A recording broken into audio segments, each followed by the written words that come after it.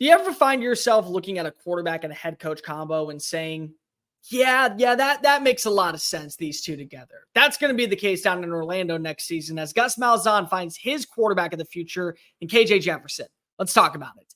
If you are new here, welcome on into the channel. My name is Cole Thompson. I'm a radio show host based in Houston, and I talk college football daily. So if this is the type of content you enjoy, plus coaching searches, the transfer portal, national championship news, guys, we got Washington versus Michigan, a Big Ten bout of the future arriving a little bit early down at NRG Stadium. Make sure that you smash that subscribe button down below. Leave a comment telling me your thoughts on the future of UCF football now with Jefferson committing to Gus Malzahn. Tell your friends, your family, your mortal enemies, best of bros, Knights fans, and college football aficionados everywhere about this channel, because we are on the race to become the #1 college football show on YouTube. Give me a follow on social media at Mr. Cole Thompson. That way, conversations surrounding our favorite sport never have to stop flowing.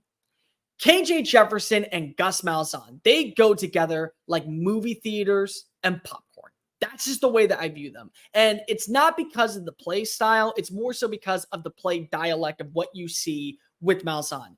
Many people, if you would have asked them and said, hey, Gus Malzahn and KJ Jefferson are pairing up for 2024, your first thought probably wouldn't be they went to the transfer portal to add in a proven commodity from the SEC. Nay.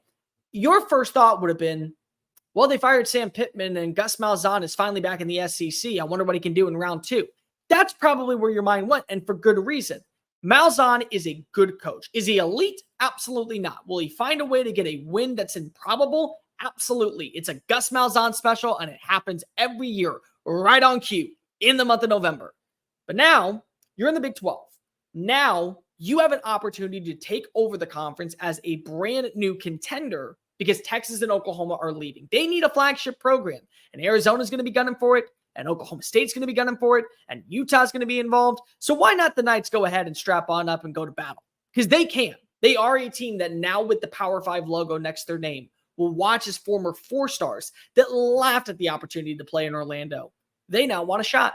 They now want to be a part of what's in the bounce house. They want to be a part of something special. And the transfer portal, it's going to be a great destination, especially when you look at the NIL collective and what you can spend and what you can afford to bring in. Jefferson's one of those quarterbacks that fits exactly the way that Malzahn wants to run an offense. A lot of up-tempo, a lot of RPO, options to the outside, not afraid to utilize your quarterback's legs. That's what worked for him at Auburn. I hate comparing quarterbacks. I hate taking legends of the game and comparing them to players that are currently in now because they've earned the respect. There is no other Johnny Manziel. There is no other version of Joe Burrow. There are quarterbacks that emulate similar skill sets, and they definitely have the uptick, but a quarterback like Cam Newton grows in a once-in-a-blue-moon tree. A quarterback built to run the football like a running back, hit like a linebacker, and throw it like a quarterback only comes around once in a generation. So KJ Jefferson emulates a lot of what Cam Newton does, but he's not Cam Newton 2.0.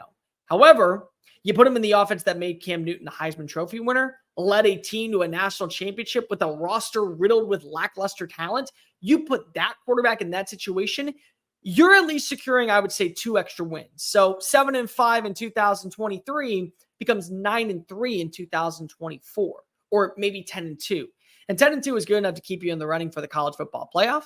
10-2 is good enough to keep you in the running for a Big 12 title. 10-2 is good enough to get all of your goals and aspirations come true. And with a coach like Malzahn working with a quarterback like Jefferson, veteranship and understanding what it takes to win at the highest level, that's a match made in heaven. This is a reason to be optimistic if you are a Knights fan going into next season. Yes, you're going to have to still add in names via the portal. I would look in the second wave for kids who are trying to strap it up and actually play meaningful football, because you're never going to be a program that's able to win over recruits from Florida State, Miami, Florida. You could take some, but you're not going to get the biggest piece of the pie. So what do? You work the portal in your favor. You go out and you add in the right names, and you take players who are willing to work. UCF could be a program that we talk about as Ole Miss standard, what Ole Miss used to be, where they riddle the transfer portal by bringing in the right kids that are proven and are just looking for a second opportunity. They get that, they're going to be a contender in the Big 12. And you already have that with KJ Jefferson. Physical quarterback, not afraid to lower his shoulder, run it up the middle, pass it deep downfield, build relationships to where he's able to utilize his legs outside the pocket, keep drives alive, momentum at an all-time high, and he's working with the coach that understands his play style. That is the biggest blessing of all. There was a reason why many people, when they heard KJ Jefferson entering the transfer portal, said, Fayetteville to Orlando seems like a far drive, but it's actually a perfect destination for you to hitch your wagon to for the foreseeable future. That's the way that I look at KJ Jefferson. And now he has an opportunity to be the reason why UCF is dreaming of Big 12 titles, college football playoff appearances, actually contending for a shot at being one of the best teams in the state of Florida. He gives you that inertia. It's a good fit.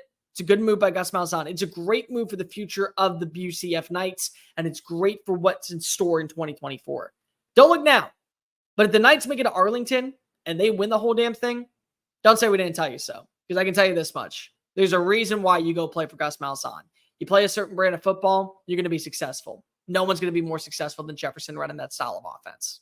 Hey guys, thank you so much for watching that video. Don't hit the X button yet. Make sure you hit subscribe to keep up with all of our daily content found on Just Saying It and anything else that we post on this channel. Bye.